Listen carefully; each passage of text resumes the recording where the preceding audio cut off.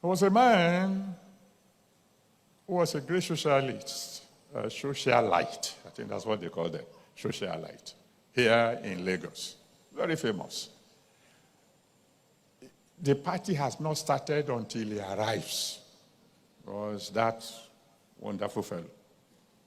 Then he had a stroke, and the stroke took away his voice. And I was in London, and we had a common friend. And that one begged me to come and pray for him in the hospital. He was in one of the top hospitals in London. When we got there in the hospital, we met his wife sitting by his side, and then the wife left. We prayed for him, and then we sat down to spend some time with him. And then he tried to make conversation. He tried to talk. But, his voice was gone. So he patted the bed where the wife was sitting, made a sign in the direction the woman had gone, and then looked in the direction of our common friend. Oh, so our common friend said, "Oh, you want me to come and sit where your wife was sitting?" He patted the place again, pointed, and, "Oh, you want the pastor to come and sit next to you?" "You want us to go and call your wife?" 30 minutes later, by now he was sweating, we got the message he was trying to pass across. Your wife, who left, is coming back.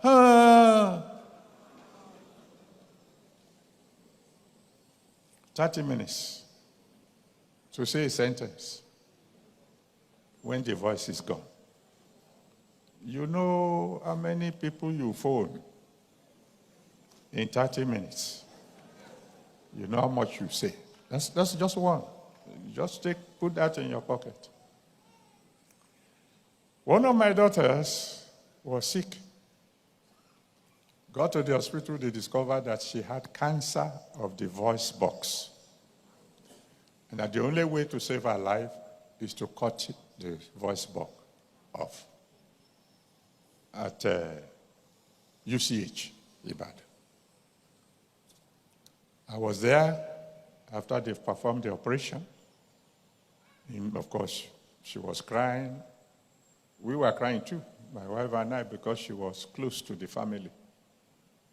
But we prayed. We prayed, assuring her that there is a God in heaven who can reverse the irreversible.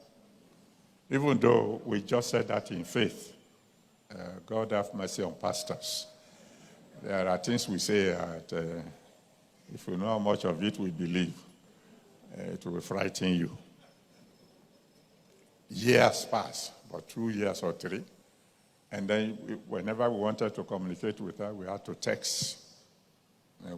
We phone, she would text us in reply.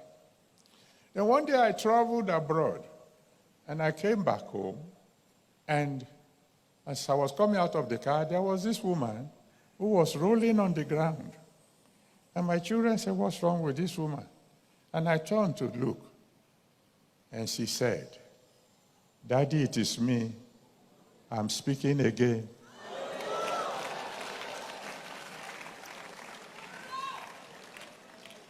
Have you a voice? Will you use that voice to shout hallelujah?